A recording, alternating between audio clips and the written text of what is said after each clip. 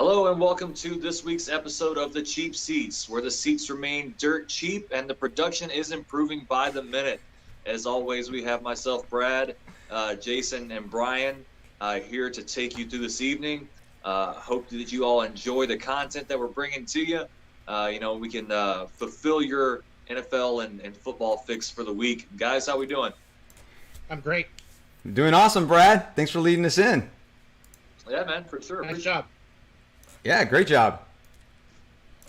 So it's been a pretty exciting week in the NFL. We had to nuts. It was yeah nuts. we really are late, and we just kind of had to be that way, unfortunately, just because of our schedules. But that's okay, Yep. because we're going to get to do our armchair quarterback this evening also once I get this all set up. I mean, we're all really behind. So, Johnny, be good. Hey, thanks. Welcome, and thanks for always checking us out. I know that there's a lot of, quarterback talk because of the injuries. It's a mash unit. Yeah, it's pretty much a mash unit at this point, and there's a lot of injuries. There are some upsets that we did not expect. So when I show the results for this week, it's going to be kind of a big surprise. But why don't we kind of do just a recap of what we saw in week 2, and then we can talk about what we're going to see here in week 3, which is already starting because it's Thursday. Yeah, for sure.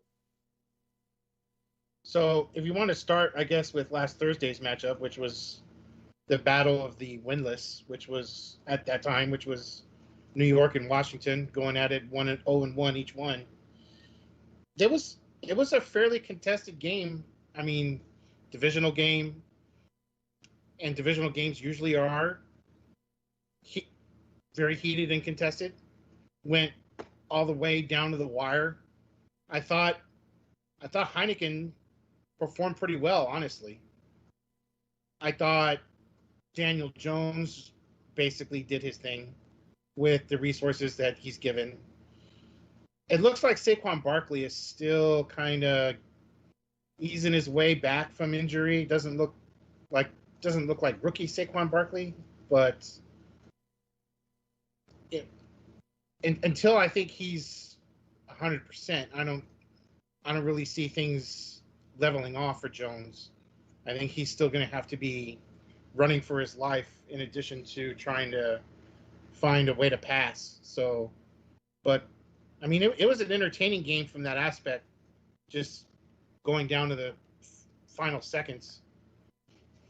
Yeah, for sure. It was definitely interesting. But what I think was the most interesting aspect of that game is you go back to week 1 where I was talking about the Giants, and I was, pretty much trashing them because of that Jason Garrett style offense and the lack of protection for Daniel Jones. And even though they've invested all these things as an offensive line, it hasn't been good.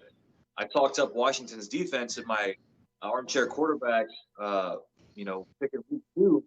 And I don't know if anybody watched the game, but I didn't see four first-round picks out there getting after it. No. And Williams had all the time in the world to throw the ball quite a few times. He also ran for 95 yards. Yeah. As far as it goes for performances for the Giants offense, they did great. I think that there's a lot to be desired by that Washington defense. And I mean, Heineken did what he needed to do, to win that game.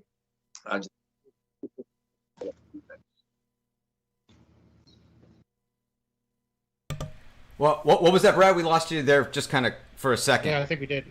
No, you're good. I said I was just very disappointed with that defense. Like, there was a lot to be desired there.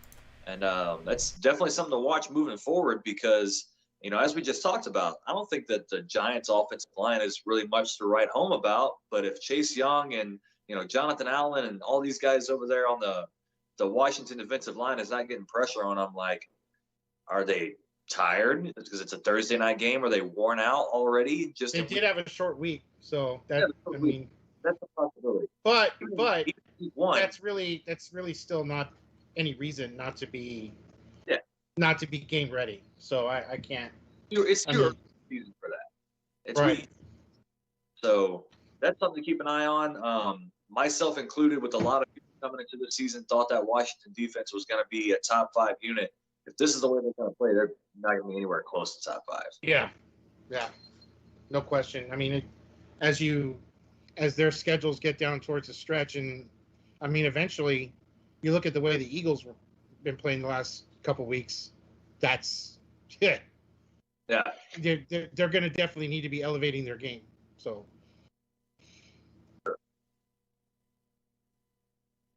But yeah, so I mean, for Thursday night, nothing I think too crazy outside of the comments that we've made there. How are you guys handling the officiating so far this year?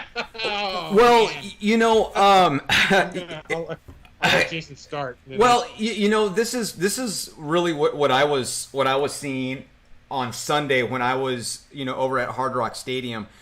The officiating there wasn't so bad. The Dolphins were horrible. They were bad, and there was no amount of officiating that would have helped them in that 35-0 loss. Although I'm not a fan of the Dolphins, it is NFL football, so it's always good to experience that.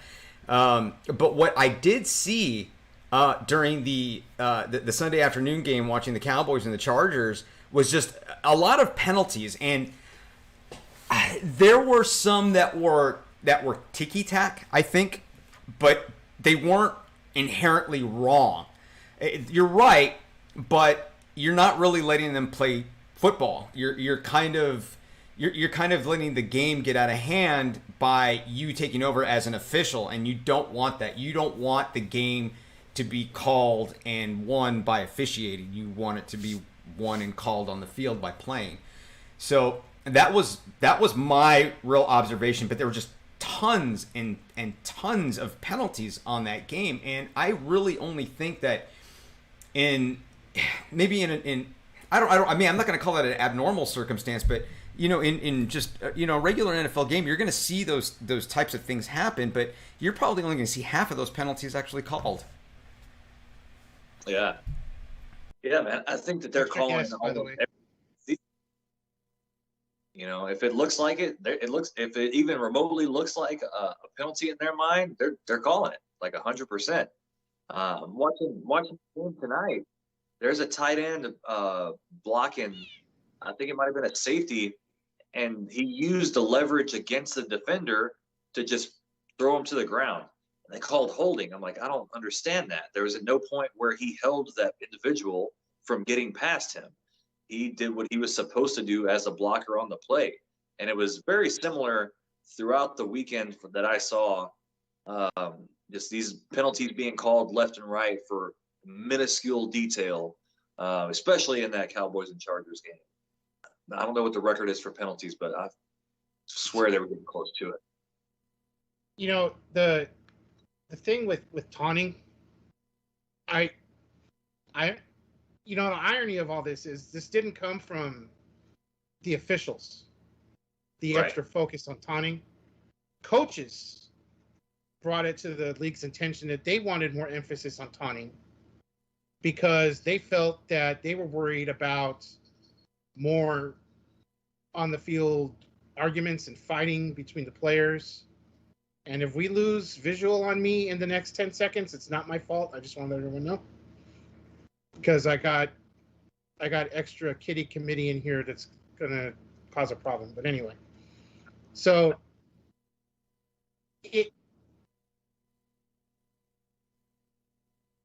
it's I'm not saying it's taking the fun out of the game, but I mean, really, like, you know, some of the taunting calls have got to just kind of get revisited. I mean, it's not even like. And then there's one call, well, not a call, but there was one incident in particular that I want to focus on in the Chicago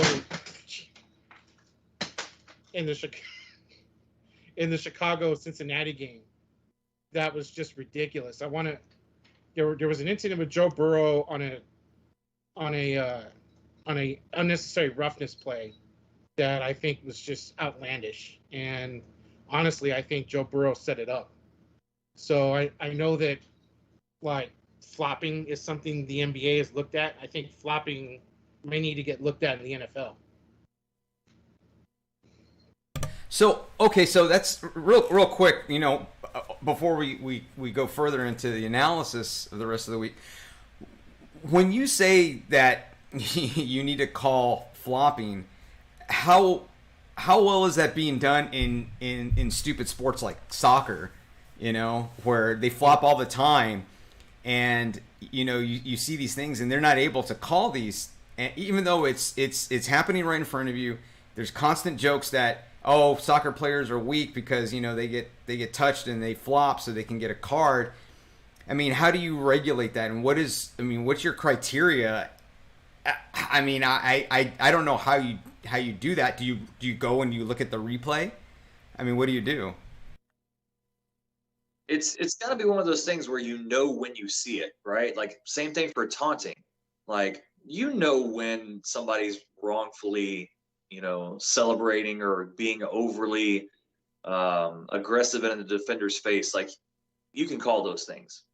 Like in the Steelers and Raiders game, one of the Steelers got ejected for spitting in the other guy's face. Like, yeah, that's a penalty. Like that's something that if you're on the streets, like you're gonna probably fight that guy. But for what you're talking about, like, with Joe Burrow, any questionable plays that you see like that, in my opinion, it's a product of the rules that you're putting into the game. And really, unfortunate, but it's the competitor's mindset that they're going to do whatever it takes to win. And if that's an advantage that is perceived by a certain player, you might look at it and be like, well, I really don't like that guy's, style of play, his mindset, or, his morals or whatever, because it looked like he flopped. Whatever the case is, if that's the way they're going to call the games, then, I mean, you already have receivers doing that, right? Like we see a couple times a weekend on Red Zone, they send the guy up the seam on 3rd and long and just throw it at the defender's helmet, and hope that they get a pass interference call. And more often than not, they're getting them. So I think that the officials have a lot to do with where the game's going to go and how it's played by how they're going to call stuff. Well, see, that's one thing. It's one thing where, you're throwing up a Hail Mary and you're hoping for an interference to extend the game out. That's one thing. But when you are throwing yourself into the spot in order to get an unnecessary roughness call, I'm not, throwing might be a little bit of an exaggeration, but when you are placing yourself strategically in the guy's way and he cannot stop, that's something that needs to get addressed. And I mean that the NBA has done it. They are penalizing for flopping. They won't tolerate it anymore.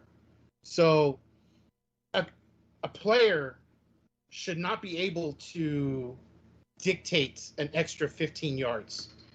I mean, it took place at a non-crucial point in the game, but I don't know, maybe if Burrows is thinking, oh, then let me try this out today. Let me see if I get a chance, if I can actually do this.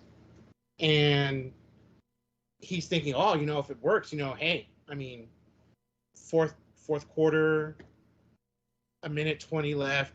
We need a field goal. It's 3rd down. I need 15 yards. I mean, that kind of stuff shouldn't be going on. I feel you. I guess I'll play just a small bit of devil's advocate before we move on here. If it's the punter and he, got the guy underneath his feet a little bit and he happens to fall to the ground, we know that they've been doing that for a long time now. They're trying to get that roughing the punter call or roughing the kicker call so they can move on, continue on with the drive. I've never hated that. I think it's kind of funny, but I see what your point of view is for sure. Yeah.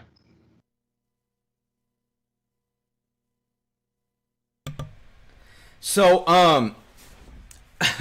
so now that we've had kind of this weird week, in the NFL, like we've had some teams kind of come through, and those that we expected to do really well flopped, like New Orleans. That was really really strange to me because I didn't expect that at all, especially coming from Carolina, And now, well, I guess the question is, was Green Bay a fluke or was losing to Carolina a fluke?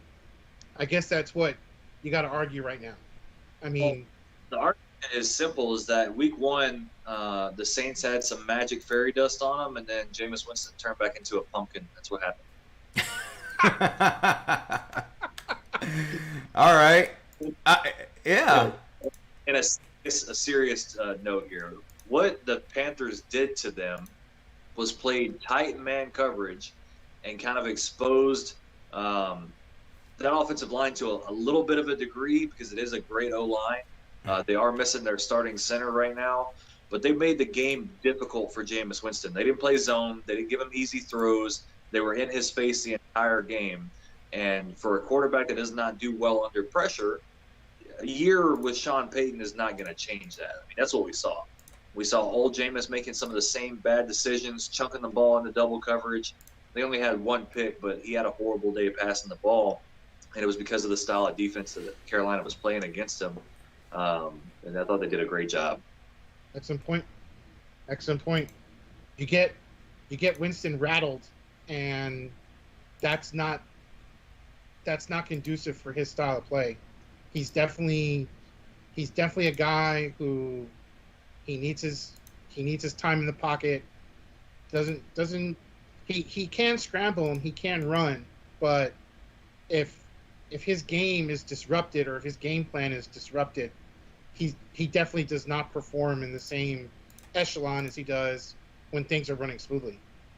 Yeah, no doubt. And I mean, there's not many quarterbacks who are going to, have that capability. Those are the elite guys that, stick around and play in the league for forever, because they know where you're trying to get them from, and they know what the answers are, to the test, to the defense to get the ball out. But Jameis definitely one of those guys that is not going to respond well if he has to go off script too often, and his not getting too many easy throws, especially early in the game. But overall, they did a great job with the Saints offense. Kind of looked like they knew what they were really trying to get to and what they wanted to do and what Jameis Winston doesn't like. Never thought that was going to be the score. Thanks, again to surprise team of the week, ruining my 9-leg parlay once again. I appreciate you all. Stop doing that so I can win some money, please. You got issues with your parlay. Fantasy for me was another just abysmal, an abysmal abyss of. Oh. I have none of those issues this week. My team did what it was supposed to do, to the tune of 215 points. How much? 115. Oh, wow. Wow. Brad, my condolences. I really scored 100 more than the guy I was playing against. Wow, that's incredible. I do want to point out that David Carr had himself a fairly good Sunday. Derek Carr. Derek Carr, yeah, he did again. Man, it's I talked about it on my show. We got a lot of crow to eat for the Raiders, because it's not just me that we're talking about just in week, leading into week 1, that their what do you call it, 4th overall selection wasn't active on the game day roster. When they played the Ravens, that they were drafting poorly. This, that, and the other thing, and it's early. Let's remind ourselves it's early, but they're 2-0 and they've beaten 2 very tough teams in the AFC, yep. And it's really good doing it. Specifically, Derek Carr. The guy is doing some of the things that he didn't used to do early in his career, specifically pushing the ball down the field and doing it accurately. I really don't know how much more you could expect out of Derek Carr so far. I think it's back-to-back weeks, at least over 375 yards passing. Just great. And on the opposite end of that is Ben Roethlisberger reaching the end of his run. Could we be seeing the twilight of his career right now? He didn't look fairly impressive, and he's got the pectoral injury now. I think a lot of that is also because he's not getting any help from the run game. And it's the same thing that we saw last year. Early on, they were able to mitigate their issues with having a poor run game with the strong defense and, doing enough on offense to keep it rolling to the tune of, I think it was 11-0. But their running attack is even worse this year, right? Mike Munchak leaving the offensive line coaching position has decimated them. Not only that, the retirement of Pouncey and the departure of left tackle Villanueva, and they would have been way better off drafting, one of those offensive linemen early in the draft instead of grabbing Najee Harris in the first round, when data shows us that you can get great running backs later in the draft. And yeah, look at Tony Pollard. It's absolutely killing them. They can't run the ball at all. I wrote down the stat. I'll pull it here in just a second. But last year, they averaged over the year like 3.8 yards to carry, and they're even under that right now. And you can't do that in the NFL. I mean, we've seen it even this year. Like, offenses are going more pass heavy, and we know that, but you still have to be able to run the ball efficiently. And if you can't, you either have to do what Derek Carr has done and put up 400 plus yards each week, or just have a monstrous defense that puts some points up on the board for you. So I think Ben still has enough of an arm to get it done. I mean, hell, he's got more of an arm right now than Peyton did, for that last stretch of the season into the playoffs and the Super Bowl run. But he still threw for, I think, almost 300 yards, a couple touchdowns. I think he did have a pick, but there's enough there to get it done. They have to find a way to run the ball and keep defenses honest on what they're trying to accomplish. I mean, Ben got hit 10 times. He was getting smacked around. Like, the Raiders D-line is playing fierce and extremely aggressive. Well, the question becomes, is he going to be available this Sunday? I mean, yeah. I think yeah. And it's a left pec strain, so it's not his throwing side. I imagine it would still be uncomfortable. Yeah. It still hurts. I would think that would still hurts. Throwing. Oh yeah. That ball position, right? Like, your pectorals are designed to bring your arm up and over, right? Like, that's what it's supposed to do. So it's probably going to be uncomfortable, but as long as it's not significantly, strained or torn, it should be all right. He won't practice, but there's been a lot of times where older quarterbacks and star quarterbacks don't practice, and they're okay. They know what they're doing.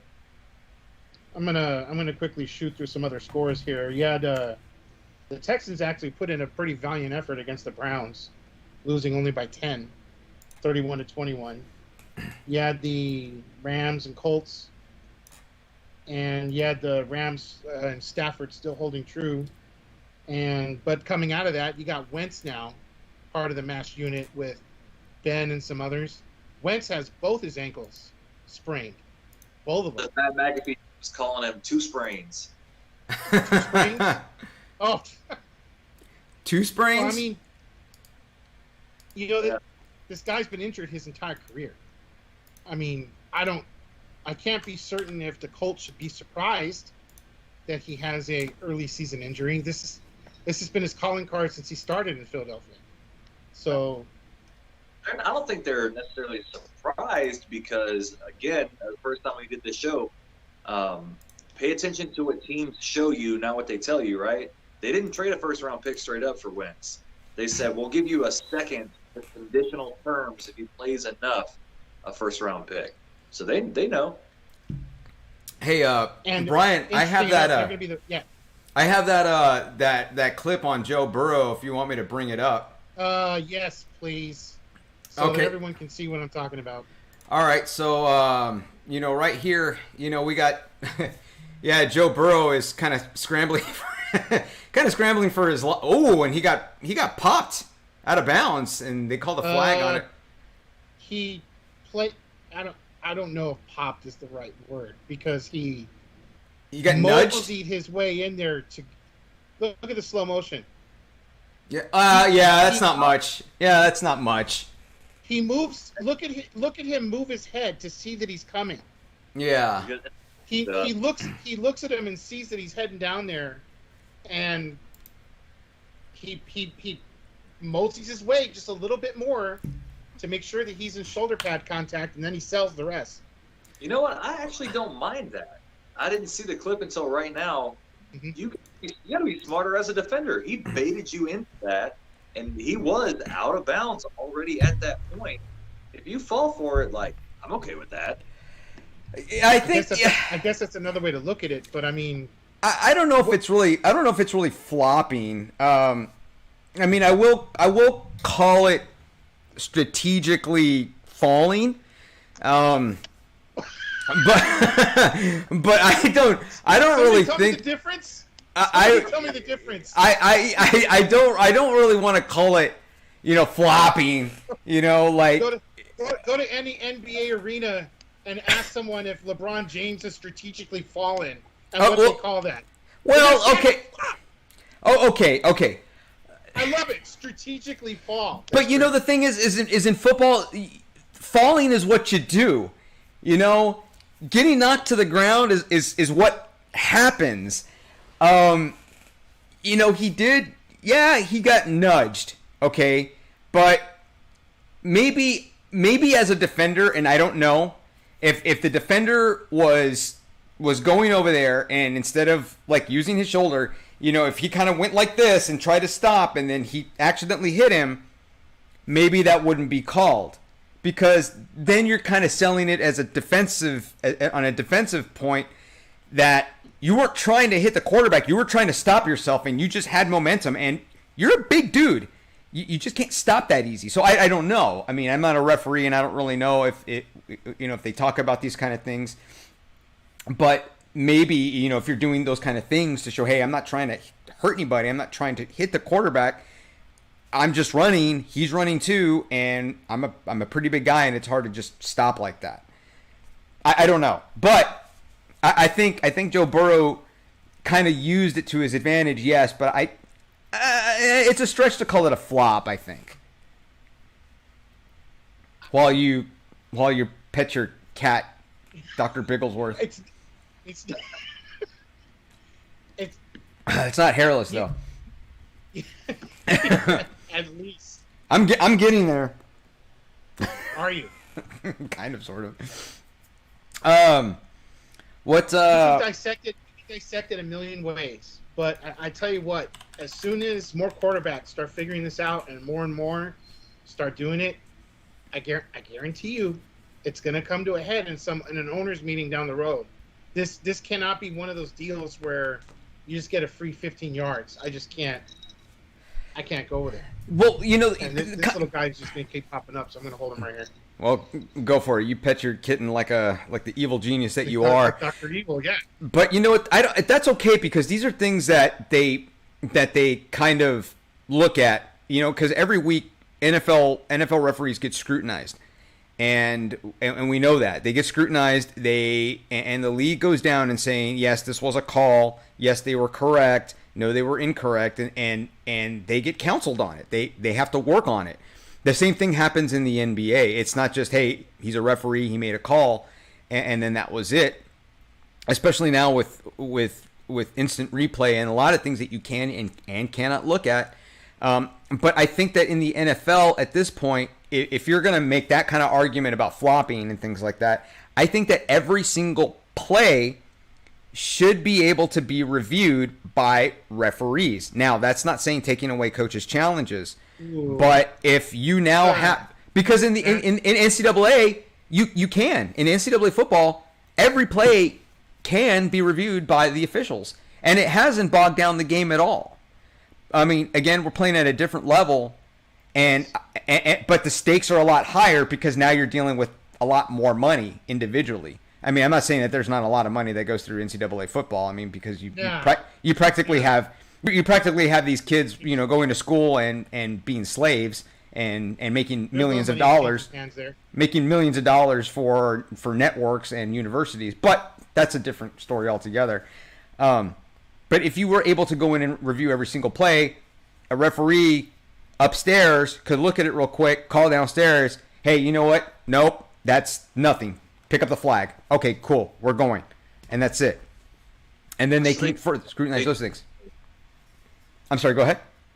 They do have one of those guys this year. There is not a sky judge per se. It's not that extreme, but there is another official watching that live that can talk to the head judge on the field and tell him, hey, nope, incomplete. Hey, that's not a pick. Or, toes are out of bounds, whatever. They do have a guy for that.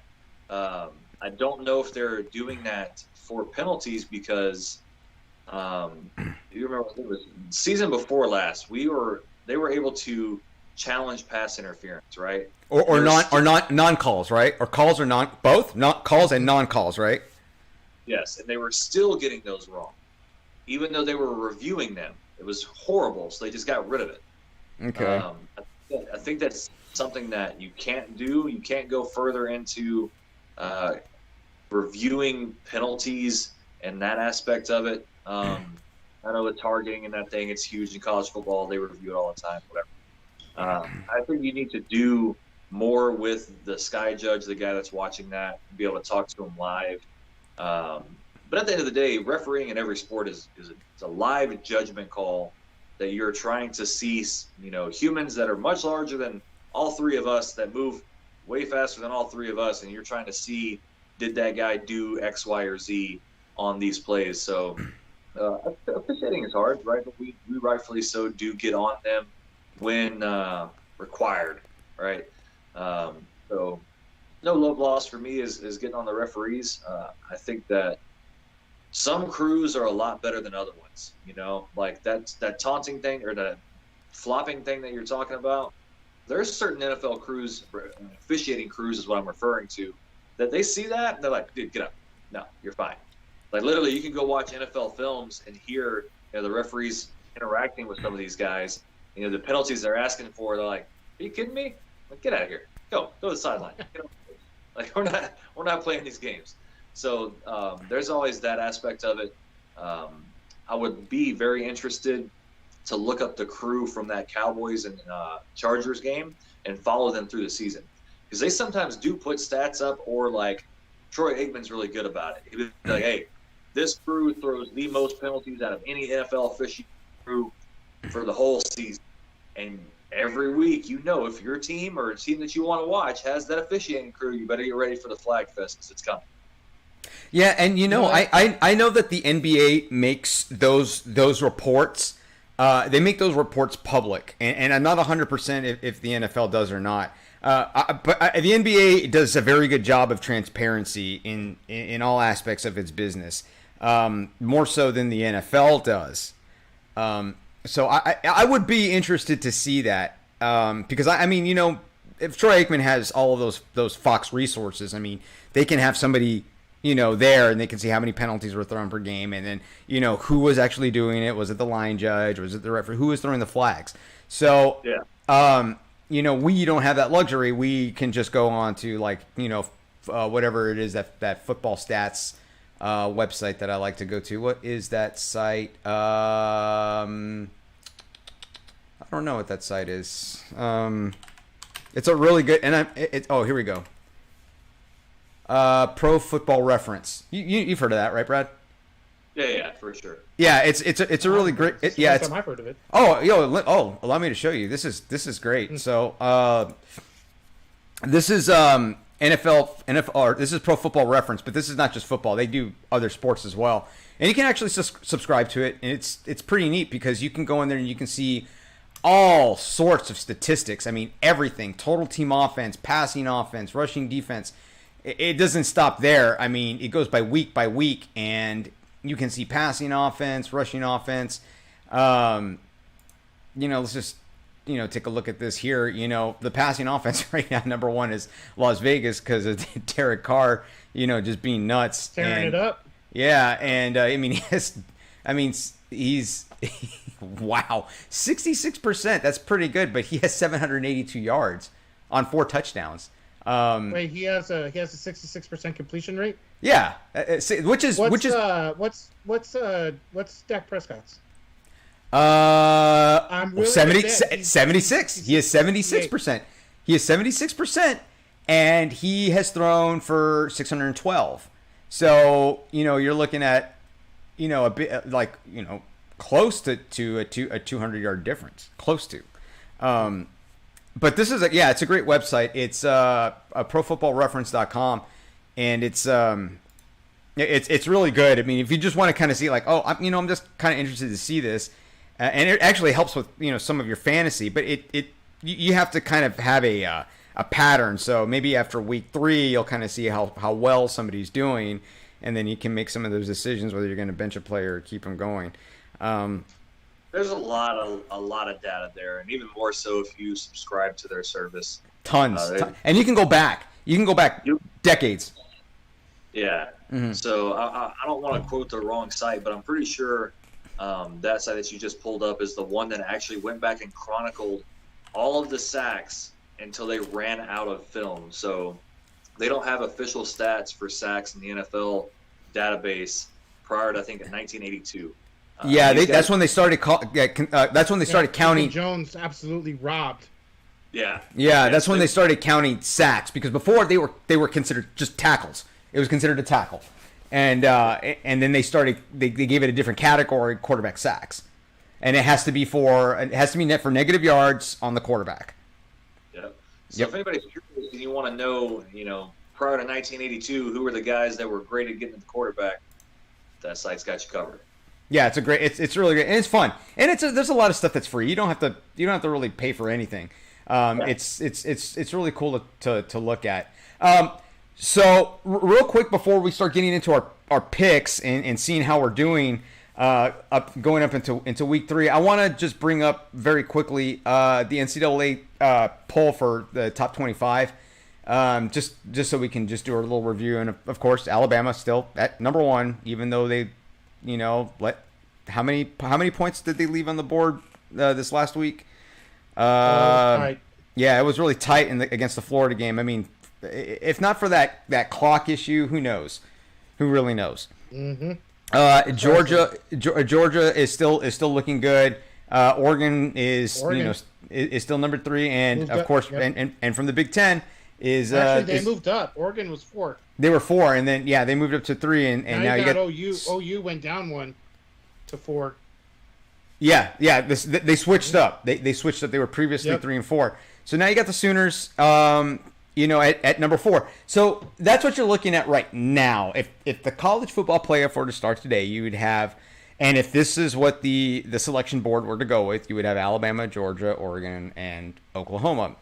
It's going to be an all SEC title game out of that. I mean, Oregon and Oklahoma is not going to match up with either. Right, most probably. And Ohio State they went down. Even though they won, they went down. So they're now at number 10. They were at number 9, and so did Clemson. But you now have some interesting undefeateds that went down in rank. And Brian, you kind of called it that. The AP and coaches poll is not giving you points unless you have some style. Nope. So Notre Dame is still 12, and they started. Where were they at? They started the season at number 8. Is that what number they started? 7, I thought. Yeah, maybe 7 or 8, and they are undefeated, and they've went all the way down to number 12 because they have been so unimpressive in those wins, and they have struggled. So nothing really new here in the top 25.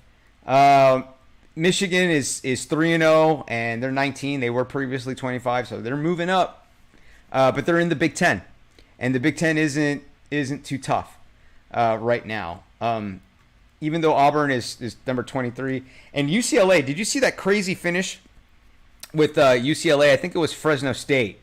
I missed that one. Yeah, so I think it was Fresno State against UCLA, and Fresno State, their quarterback was having cramps. He was cramping up. Everybody thought that he had hurt his back, but no, he was having cramps, and so he was having trouble moving. And he threw three big passes to score close to the end of regulation to come back and take the lead against UCLA. I mean, UCLA pretty much had this had this down. I mean, there was only 30 seconds left. It was really good. And if I can bring that up, I will. But it was kind of incredible, and it was just an egg that UCLA laid. It was 40-37 against Fresno State. Yeah, it was just kind of incredible. If I can bring it up, I will. But do we have anything else to say on week 2 before we move over to week 3 and kind of and look at our picks? Well, I'm gonna do a quick run through of the scores, and then there is one other thing I'm gonna bring up. But when we ran out the scores, you were at this game. The Bills shellacked the Dolphins 35 to a goose egg, and the Patriots pretty much handed it to the Jets at 25-9-6. Niners eked it out against the Eagles at 17-11. We did discuss the Raiders 26-17 over the Steelers. We did discuss the Saints and Panthers, with the Panthers taking that one 26-7. Broncos held true on the Jaguars 23-13. The Cardinals and the Vikings was a great game. That was a mad dash. And that one finished 34-33 in favor of the Cardinals, and Kyler Murray continuing to impress. Johnny, be good. Give us your picks too. You had the ageless wonder doing his thing with Tampa. Was it 5 touchdowns? Jesus. 48-25. God. Some of those to Gronk. You had the Titans and the Seahawks. Titans taking that 33-30. That was another very interesting game. And then you had the Chiefs and the Ravens. Another just crazy series of events with Lamar Jackson sealing that up. The Ravens 36-35 by a point. I do want to point one thing from the Dallas Chargers game. This Dallas defense in just 2 weeks is a night and day difference. And they went in without their 2 best linemen in that game. They were minus Gregory and they were minus DeMarcus Lawrence. 4.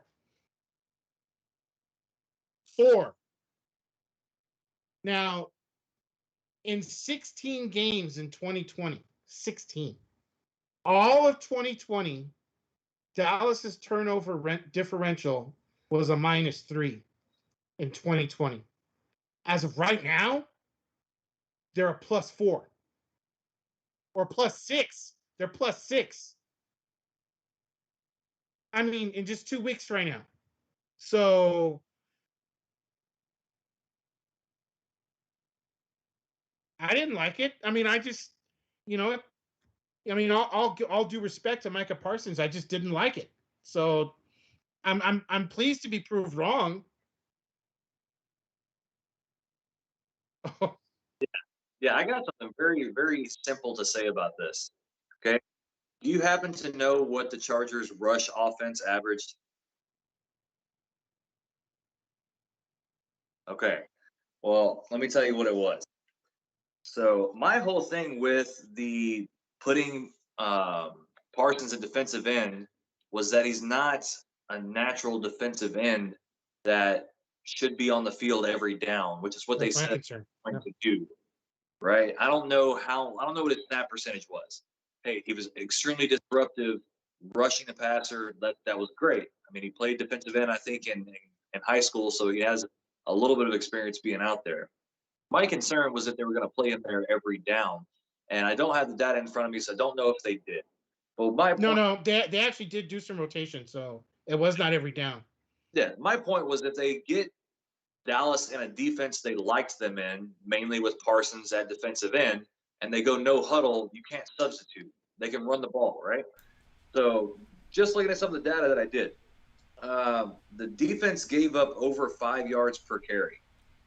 And for whatever reason, they only gave Austin Eckler 9 carries. They didn't run the ball very much. I don't understand why, because that was not a high-scoring game. They were never down by double digits. They could have ran the ball a whole lot more. Now, Dallas's defense has definitely improved. They are better at taking the ball away. But if they would have had the flip side, right, the Chargers decided they wanted to run the ball as much as Dallas did, you might be looking at a completely different ball game. Good point. And they did pass a lot. I think we're going to find out a whole lot more on Monday as to where they are. I mean, they got a very tough matchup against the Eagles at home, but Who I mean, actually have a really good rusher.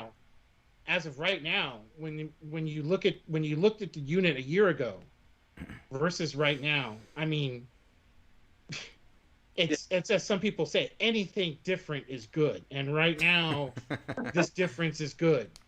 So maybe they'd continue to gel. Now, with every bit of good news, there is some bad. They have some more injuries on the defense coming into this week. Some of the names escape me, but it was one is on the COVID list right now, and two others are. I'll find who they are right now. Well, two others are out, but What was that, Brad? you do get Randy Gregory back this week, so there is a possibility. oh, that's good. Okay. That's good. So you're switching. You're switching out now. Okay, now are those injuries in the secondary? Oh, God, please don't tell me. No, they're not in the secondary. Okay, no. good. There was one linebacker and a defensive tackle and an end. Okay, all right. No. The secondaries. As a matter of fact, they've beefed up the secondary.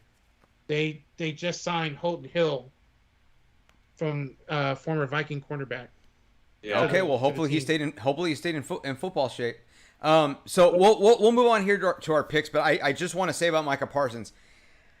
I'm impressed because I had my reservations about a guy who completely stayed out of football the year that he got drafted. Completely. Hold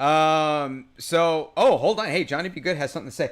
I respectfully disagree. Dallas was shutting down the Chargers' run game. If you follow Micah Parsons and Penn State, or just look at his highlights, the boy is a bull rushing shutdown beast. He can't. Oh, hold on. I'm gonna have to look at the rest of it. He can definitely play the edge. All right. Thanks, Johnny. That's good. That's some good insight. That's great. I do want to go back and kind of look at some of his stuff at Penn State, just so I can kind of see what to expect for the rest of the weeks. But great insight. Let's move on because this is going to be really interesting. You got the spreadsheet ready? I got it ready. Brian, you and I are tied. We are beating Brad right now. You and I are tied with 20 points. Brad has 18. This is incredible. Had I gone with another pick, maybe I'd be leading. I don't know, but me, I like to play devil's advocate. So right now, for the season, Brad is at 18 points. Brian and I are knotted out at 20 points right now. I'll take that. So okay, so I know. Okay, we did it a little bit late. Okay, let's go ahead and give ourselves 0 points for Thursday night. Okay, let's not give ourselves anything for tonight because unless is it a close fair? Is it a close game right now? I haven't seen the score yet. Right now, is it a close game? No, it's in the quarter. That's you got to throw that one away. Okay, we'll just give each other. Yeah, focus on Sunday.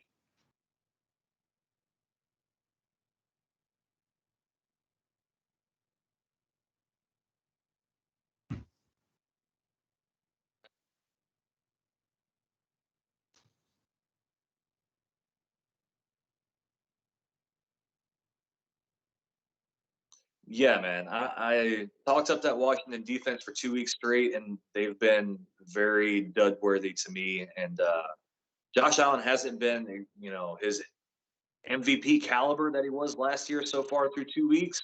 I think he gets back to that form this week. Bills for sure.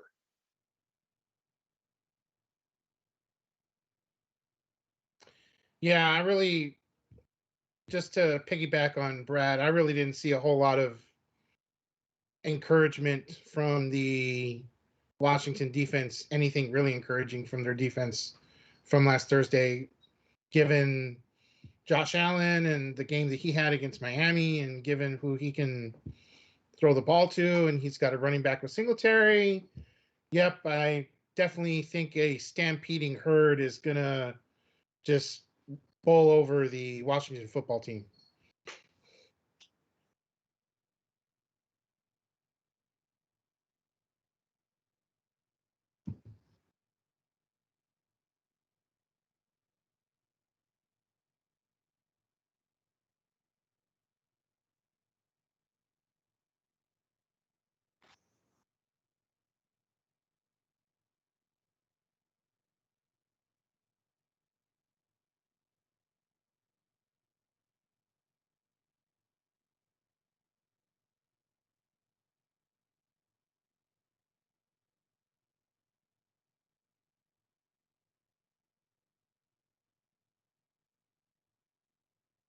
So this is going to be interesting. You're going to get Justin Fields' first start against, in all accounts, a very sound football team with the Browns. Rookie quarterback against fairly decent defense. I'm probably going to lean towards the Browns on this one just because I trust Baker Mayfield and their offense more than Justin Fields because it's unknown for me at this point.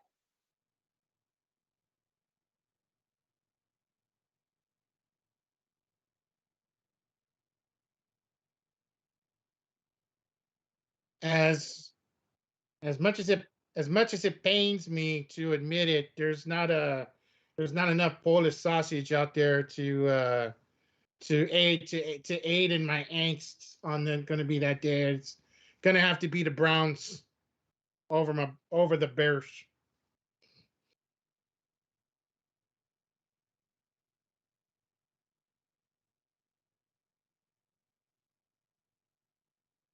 Ah, okay. Makes complete sense.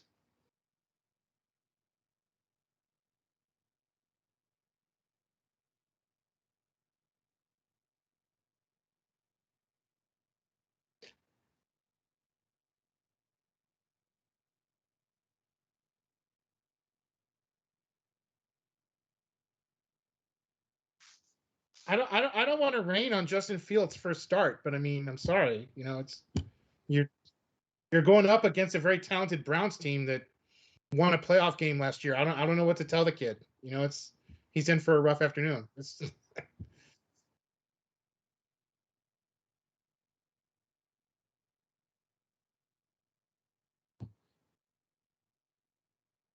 Yeah, okay. I don't know if that's a term that it's earned yet anymore.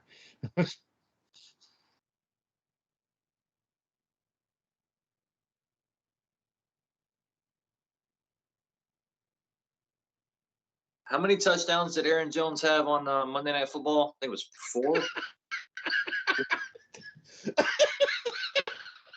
give me the touchdown. That's never a good way to open on a Detroit Lion game. Hey, all the running How backs. many did they score on you last week? All the running backs that the Ravens have picked up in the past week, give me every one of them for a touchdown. Ravens by a lot.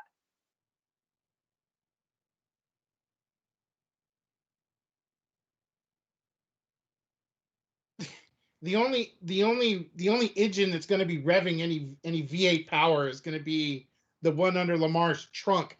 It's going to be the Ravens. It's going to be the Ravens.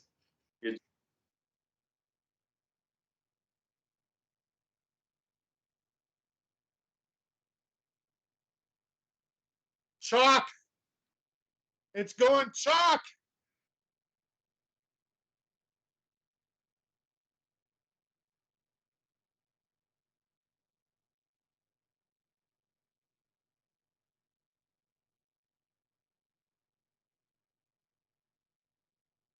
It was almost so there was almost a 400-yard discrepancy in their offense.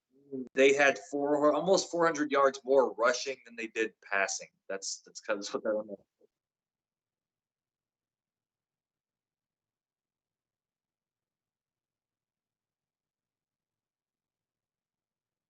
That guy's ridiculous.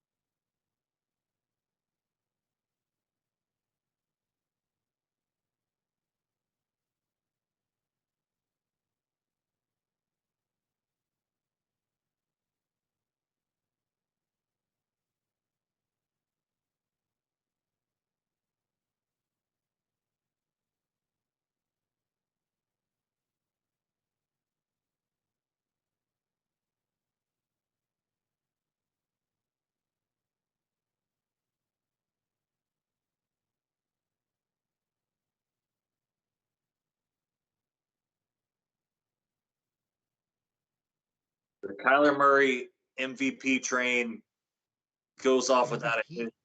They're running over MVP? the Jaguars because the Jags are going to be tied to the tracks. This is an easy one.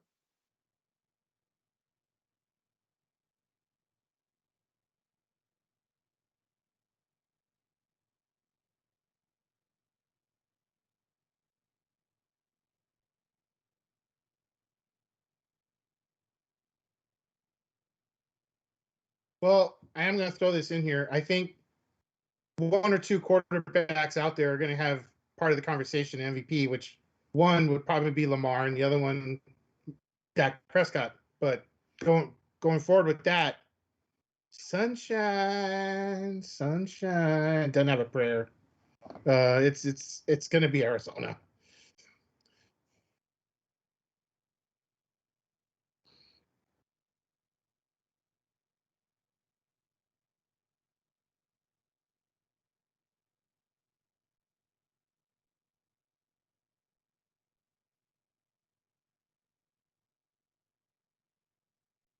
Sunshine, Yeah. sunshine. It's got to be sunshine. It's the only thing I can think you're doing it for us.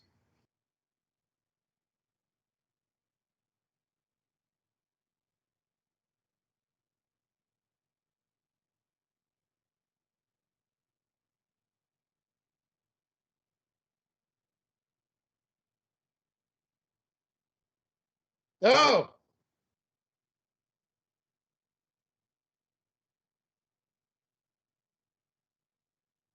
can you still plug it in?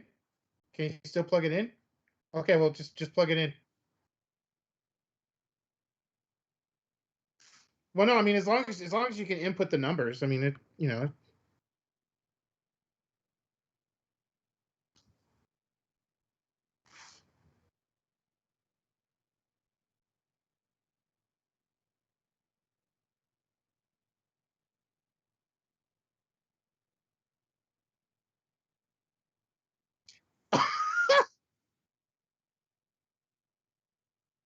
You're just avoiding chalk then. You're scared of chalk. Okay. Hey, if you want to give me and Brian free points, I'm totally good with that. Yeah, I'm fine with that. It makes fun.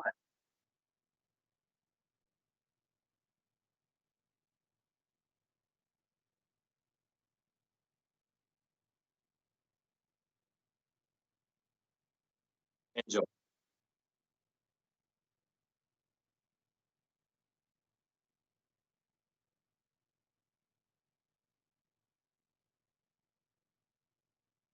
Bud Light.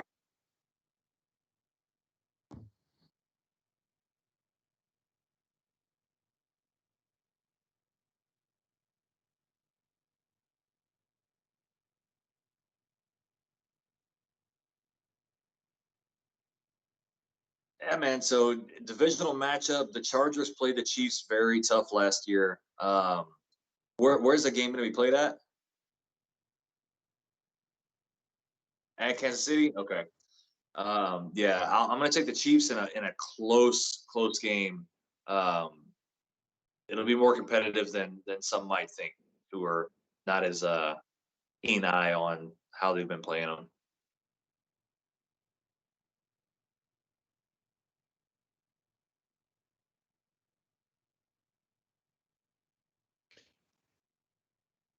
It's gonna be more than a barbecue sauce. It's gonna be Kansas City.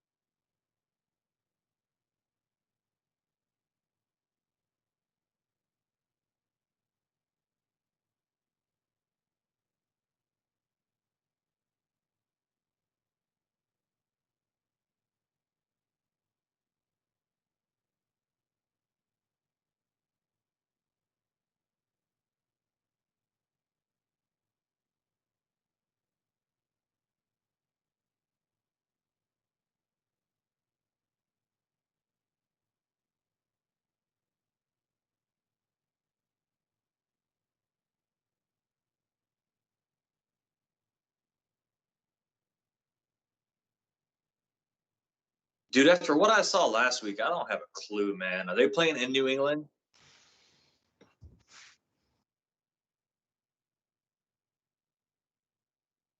Yeah.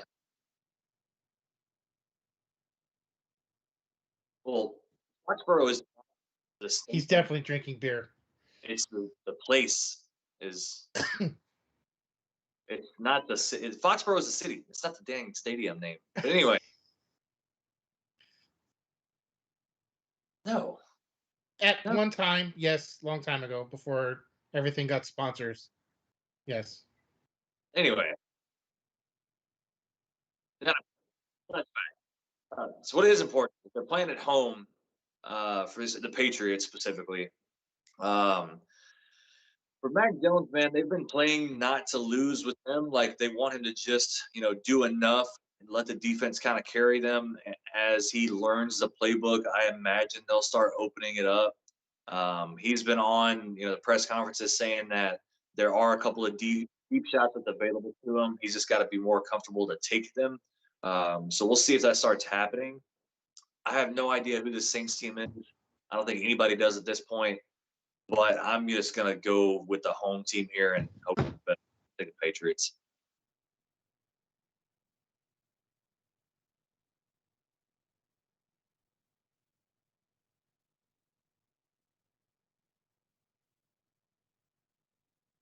So this is the matchup that makes any kid with Campbell's proud because it's the matchup of the soups. You got you got you got on one side where the peppers come off the gumbo, and then you got the other side where a whole lot of pepper just ended up on the chowder. And I'm gonna have to go chowder.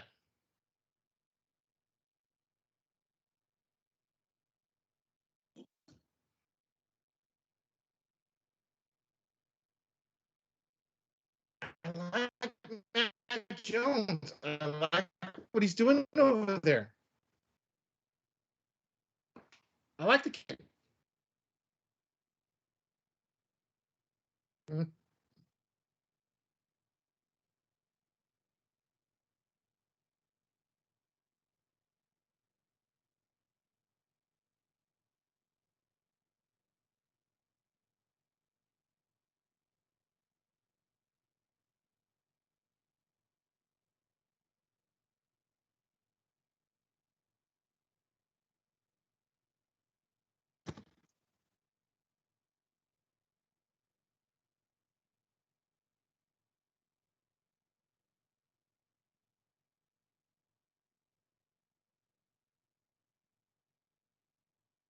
Give me just a second, buddy.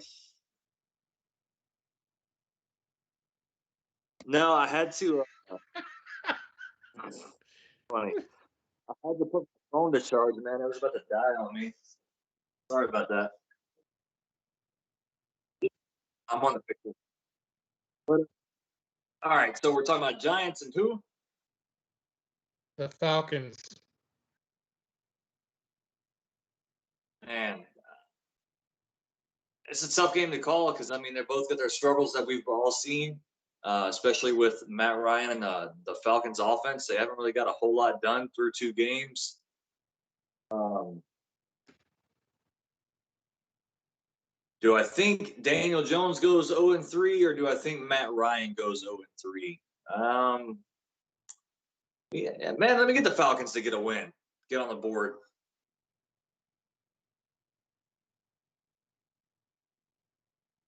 Yeah, sorry. Matt Ryan opens up the wrong stack of beanstalks and ends up in the land of the Giants. It's going to be New York.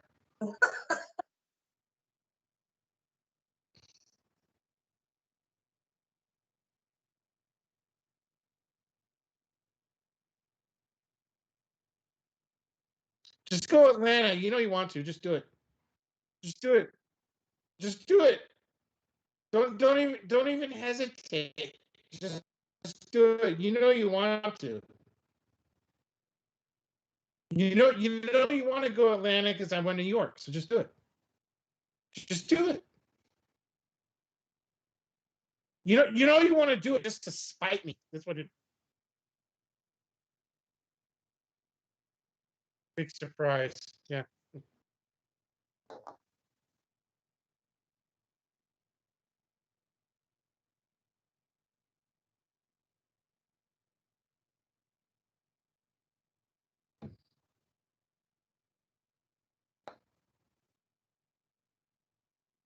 Oh, it's crazy. Yeah.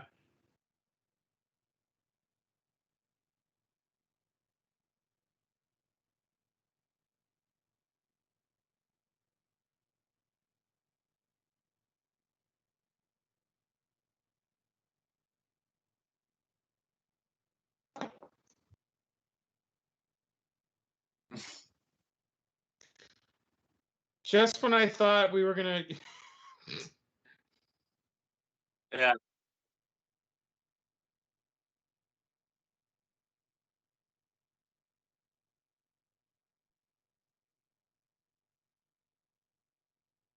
man, with the way Derek Carr just sliced up the Pittsburgh defense, does any of you know if all of the Steelers defenders are coming back? So T.J. Watt, Highsmith, uh, Devin Bush, are all those guys coming back this week?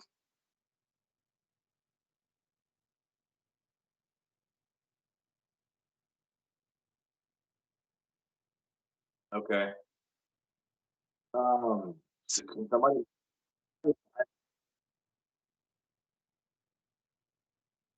and can anybody look at the injury report by chance? That would be great. It's gonna great. Who's gonna, yeah. If we're gonna make this like legit to try to pick like for sure. If all those guys are in, give me the Steelers. If they're out, change it to the Bengals if we want to move the show along.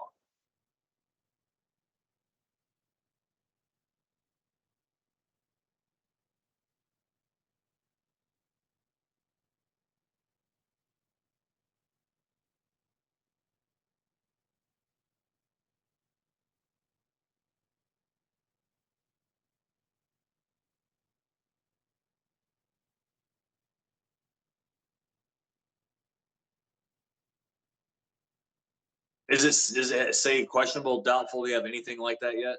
Nope.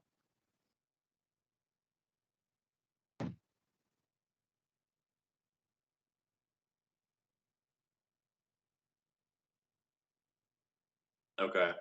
Well, I don't know how significant those guys' injuries are, but I'm just gonna assume that they're still gonna be missing some cats. So I'm actually gonna go with the Bengals.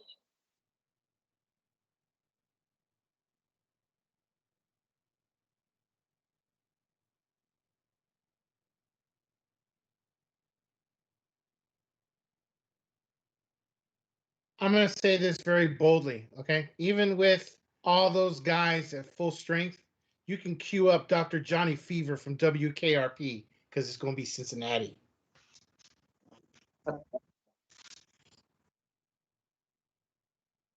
Cincinnati.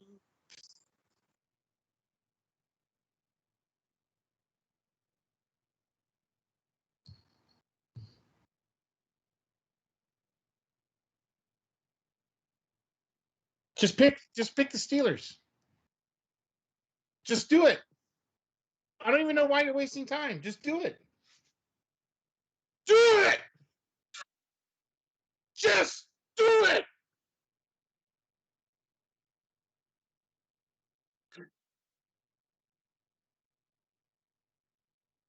Yesterday you said tomorrow. Hurry up and just do it.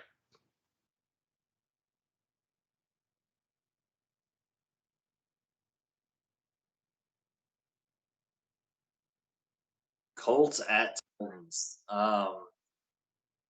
The Titans remembered their identity as the Tennessee Derrick Henrys about Yeah. halftime. Yeah, they figured it out real quickly. Yeah.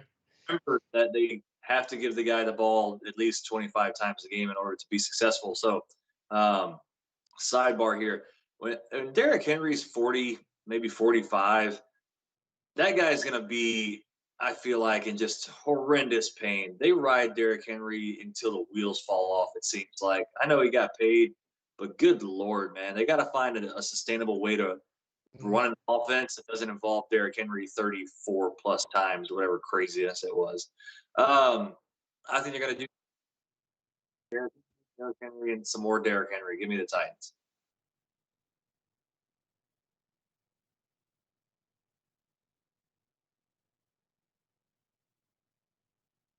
Oh, just too much Derrick Henry. I can't really find a whole. You got Carson Wentz with double the ankle misery. I really don't see a way through for the Colts in this one.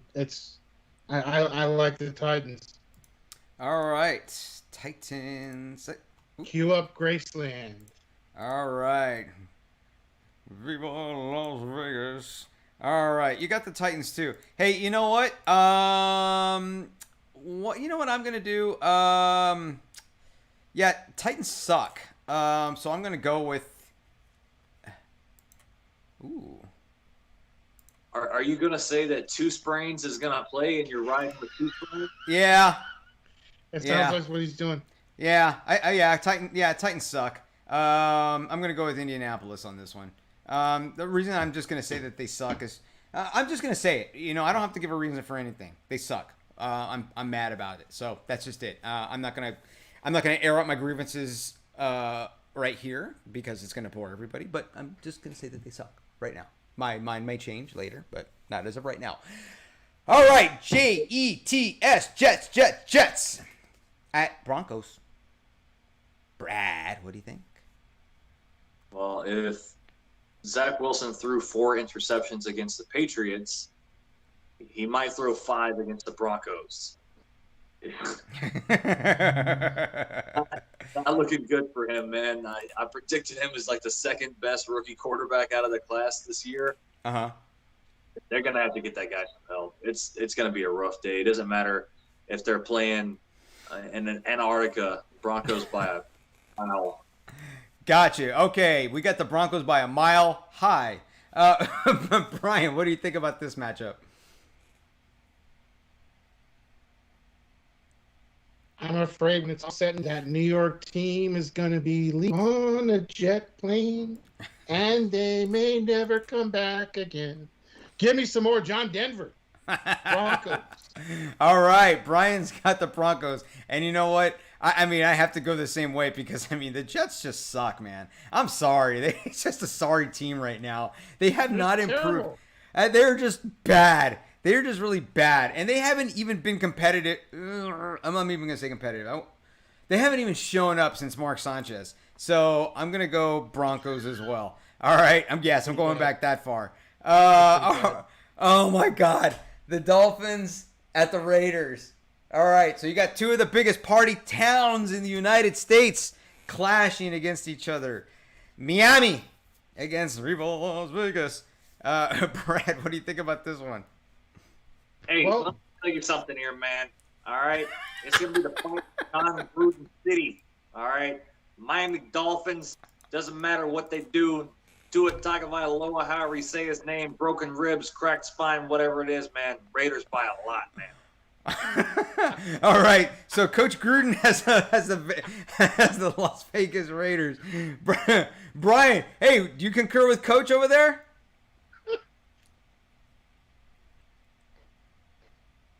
Brian?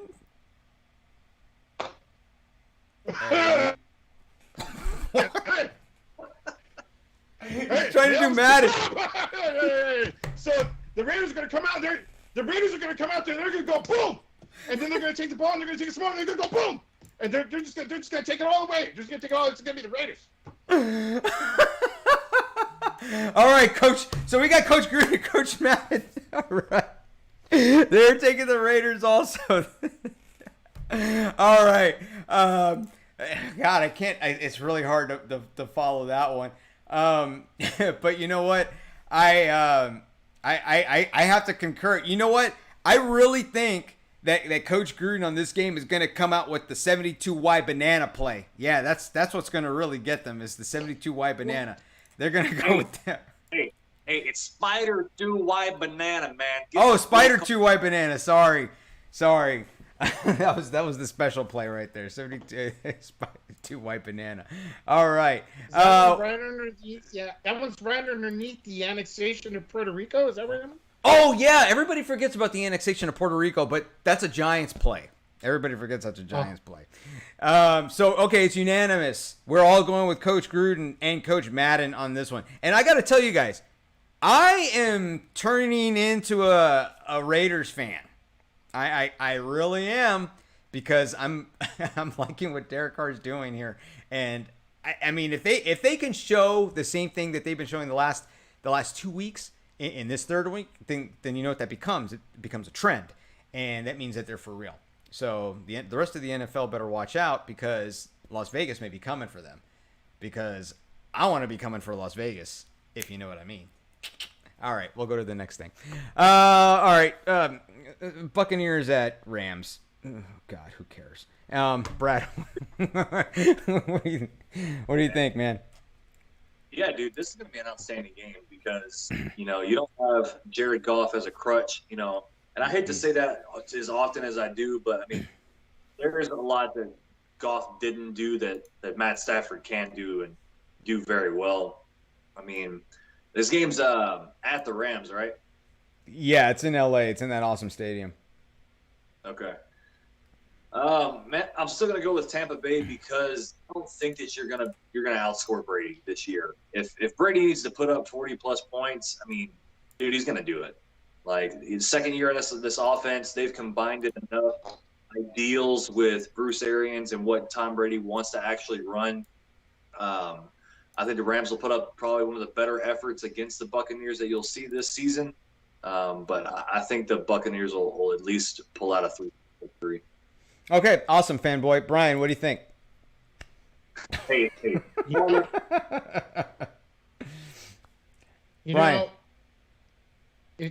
This is I put this, it's so hard for me because I really wanted to have Dallas and Philadelphia game of the week, but I mean, I think this is going to be game of the week. Oh yeah. And yeah. And that's all great kings sometimes have to sometimes they just got to get knocked off their throne every once in a while to understand where they're at. So, I think the stars of Hollywood are going to come just shining through that day, and I like Stafford and the Rams that day. All right, so Brian's going L.A. Guess what? I'm going L.A. too. You know why? Because I hate Brady. That's my only reason. And I'm going to go against him this whole season. And if I lose to you guys on points just because I keep going against Brady, then so be it. Wait. So you're gonna pick against Tampa Bay in every game? Yes. There you go. Okay. I gave away my strategy. Okay. I'm going purely on emotion here because I don't have a good hold on my emotions on this one, and that's okay because football is a very emotional sport, and I'm in a fragile emotional state right now. So yeah, I'm gonna go against Brady. How about Seattle? Your cotton, see if it pays off for you. It won't probably. I mean, I'm acting completely impulsively here, but everything I do is self-serving anyway. So whatever, who cares? So we got this. We have the Seattle Seahawks against the Minnesota Vikings. Oh, Minnesota has to win this week if they really want to be relevant. They do. Hey man, check it out. I don't know if you guys ever listen to Sirius XM NFL channel that they have on there. I think it's channel 88. Kerwin and Jim Miller had the afternoon show on there. I heard them when I was driving up to go see ZZ Top yesterday. They were talking about that Russell Wilson is 7-0 against the Minnesota Vikings. Wow. He hasn't lost against them. No. So either history is going to continue to bear that out, or statistics finally come through for that one loss.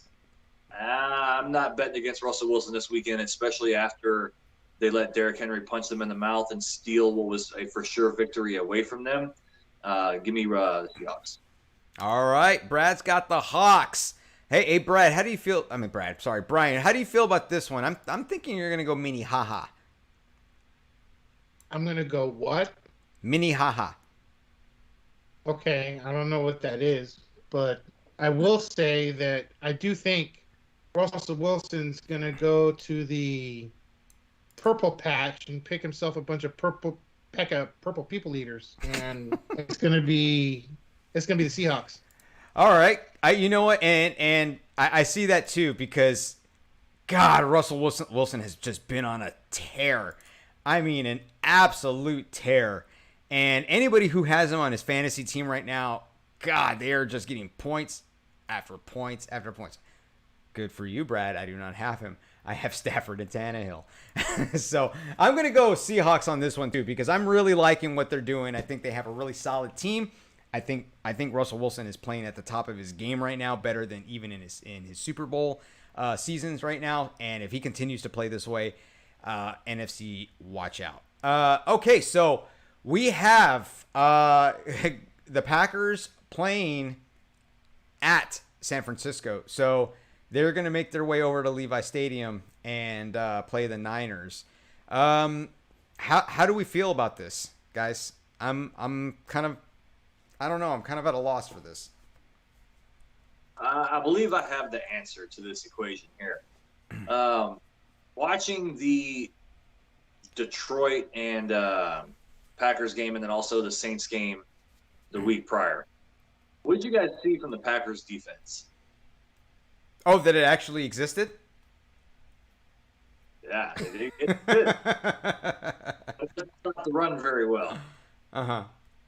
And okay. That's what does Kyle Shanahan really love to do with that offense? He loves to run the dang ball. I obviously do not think that Jimmy Garoppolo is a better quarterback than Aaron Rodgers. There's no hemisphere where that's accurate. There's no galaxy where that's accurate. But I think that you see similar strategy to what the 49ers did to the Packers in the playoffs. Because remember, the offensive coordinator for the Packers, do you guys know whose offense he's running? No. He's running the Mike and Kyle Shanahan offense. Who's on the other sideline? The guy that taught him that offense. So okay. He knows exactly what they want to do, how to stop it. Yes, Aaron Rodgers is an equalizer because he can get out of what the defense is going to try to hem him into. But I think that they'll run the ball so much against the Packers and not give Aaron Rodgers a chance. I'm going to take the 49ers. Okay. All right. So you got Frisco on this one. Okay, Brad. Hey, Brian. What do you think about this one? Is it the San Francisco Treat Rice-A-Roni or is it the Cheeseheads Packers? Yeah. No discount double check this week. No discount double check. All right. I like San Francisco and I like Garoppolo over Green Bay. Okay. I'm taking San Francisco. Okay. So you know what? I'm gonna go Green Bay, but here's the reason why. Because I think that you can't keep Aaron Rodgers down. Okay. I think they have a multitude of other issues that they need to work on. All right. But I think it was kind of a gift that they got to play against Detroit, right? Because playing against them kind of gave you a little bit of confidence. I think it's going to be a closer game than we think, but I think that Green Bay edges over San Francisco. It's not going to be a huge blowout win, and if they do win, it's going to be in the last few seconds or the last few minutes. And in that kind of a situation, I can't count out Aaron Rodgers because I've seen him destroy my Cowboys in such situations. So I'm going to go Green Bay on this one. All right, just because I got another feeling here. Now, I have a proposition for you two gentlemen. If that's what I can call you. I say that we decide with a consensus of a game of the week. And that game of the week counts as double points. How does that sound? Ooh. Yeah, it's the Bucks and Rams. I believe it's Bucks and Rams also. So I'm going to put a little so do I. I'm going to put a little asterisk next to it, all right? And we're going to call it game of the week, all right? And each of these will be counted as double points for us, okay? So we weren't unanimous on our decisions here. So either we get 4 points, 2 points, or no points. All right. So that's how it's going to work. Great. Nice. So we'll do that, and that's going to be our new thing. We'll do that for the rest of the week. So we'll call Tampa Bay and LA game of the week. I think we are all in agreement on that one. So the last game, Monday night. All right. It's going to be the Eagles finally going over to Arlington, playing in the Death Star, for the Dallas Cowboys home opener. Brad, what do you think about this one?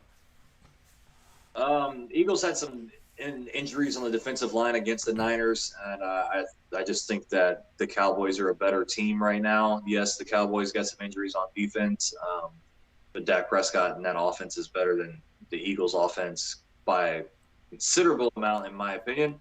Dallas is playing at home in Jerry World, where just ridiculous amounts of money are had in that stadium in every form and fashion. And they won't let old Jared down. All right, so you're gonna go with the boys. Yeah, that's what I like to hear. Brian, tell me you're a believer. Oh yeah, I believe that Dak is gonna send Jalen back on that plane, and when he puts up his bag in the overhead, he's gonna sit down and he's gonna say, "That game hurt." So he's gonna look at everybody. Oh, it hurts. All right, so you're going the boys also. I'm going Cowboys. All right, you're going Cowboys. God, this makes me feel so good. I'm so happy, and everybody knows what I'm gonna do. I'm gonna go Cowboys. Oh God, I'm gonna go Cowboys. I was so happy this week because my team won and everybody around me, their teams lost. I was in heaven for a fleeting moment. I'm gonna go the boys also because I just can't bet against them. So there we go. So we have the game of the week annotated. That's going to count as double points. We'll see how we fare after the Monday night game. And there we go. There's our picks right there. I'm going to go ahead and do an update on this one. Maybe tomorrow, just to see how the Thursday night game went. But maybe I'll wait until Sunday night and I'll just post a little update on that. But there we go. There's our picks. And before we close out, I'd like to show you guys just this right here. What we were talking about earlier. This is the Fresno State against UCLA. Pretty incredible. Okay. Because as you can see, there's 42 seconds left, right? And this is Fresno State. They're marching down the field, all right? Their quarterback is cramping. Is he injured? He's not injured. He was cramping. Everybody thought he was injured. He was cramping, okay? And he throws bomb after bomb after bomb, and their receivers are doing exactly the right thing. Kids, if you're watching this, this is how you win football games, by knowing your surroundings and getting out of bounds to save the clock. So there he goes, doing the same thing, trying to get out of bounds, and they give him out of bounds right there. But even in college, we all know for a first down, they stop the clock until the ball is placed. So here he goes, and he throws a touchdown. Incredible. They come back with 14 seconds to win against UCLA. So don't ever let up. Even if it looks like you got the game won, don't let up. That should be a lesson to everybody. That was it was just incredible, and this was in the Rose Bowl, and I've been there. It's a really incredible stadium. It's very old. It's incredible though, and the air was just sucked out of it. Absolutely incredible. So I think this was a great show. We got our picks in. This is something we try to do usually today or yesterday, but our schedules have been crazy. But we'll come back and we'll revisit this. Sometime next week. We'll figure out when we can talk about week 3. Does any closing remarks before we call it a night? It's 11:30 here on the East Coast. I love a good comeback, but I have no idea what that defensive coordinator was thinking in that clip that you just showed. You got a limited amount of time. What do you not want to do? Let them get to the sidelines. They did that for 3 throws in a row, all to the right side, down the field. Like, come on, dude. But other than that, another great week of football. Happy to be able to talk with you guys. Hopefully everybody's enjoying the show. We're not formulated, step by step. This is what we're going to talk about. I think we're getting more comfortable. We got some good jokes in here. I mean, where else are you going to get a guest appearance randomly by John Gruden and John Madden. Like that's Yeah, and those are pretty good impressions. I mean, mine used to be pretty good, but I don't know. Maybe I've just been yelling at people too much in my life, and my voice isn't what it used to be. Brian, you got anything? So yeah, I appreciate all that came out and made the time to check us out tonight. I do have to say, where else can you get a sports show where you get feline friends popping in and out of nowhere and knocking stuff over? But that happens here. I do want to say that every now and then you get a Monday night game where it becomes a coming out party for, and I would watch out for CeeDee Lamb Monday. Okay. Well, I Big. mean, I so Big. hope so. I so hope so, because that would make me so happy. I will watch out for maybe $125, $130, and about 3 scores. Just God. That would be incredible. And if Dak Prescott can stay healthy, fingers crossed, he's looking really good, and he's looking like a very poised quarterback, considering he has not played football since his foot fell off last season. But that was a great show.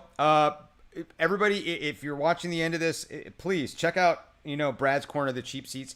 He has some really great in-depth analysis, and as soon as he sends me the video, I post that to our I post that to our YouTube first. It goes onto the Facebook page, and it's great. You guys really need to check it out. It's great. If anything, it's good for background noise. If you're cooking or something, listen to that in-depth analysis, because I personally don't know anybody that really follows the stats like Brad does.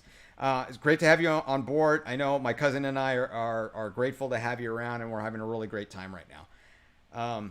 But it's late. Brad, why don't you go ahead and lead us out? You let us in. Go ahead and lead us out. Yeah, man, I'll take care of that. I appreciate the kind words, and I'll leave you with a parting shot at one former NFL head coach, because we just saw Sam Darnold throw for over 300 yards. Sam Darnold is now 3-0. So the consensus has got to be, ladies and gentlemen and everybody, that Adam Gase must be one horrible football coach. Hey, I'm taking cheap shots at somebody who obviously was not good for Sam Darnold's career. Hey, good for them. Hope everybody, the Carolina Panthers fans, are happy. Hope you all enjoyed the show. Stay safe. Take care of each other. You guys have a great evening. All right. Everybody have a good night, and we'll see you next week.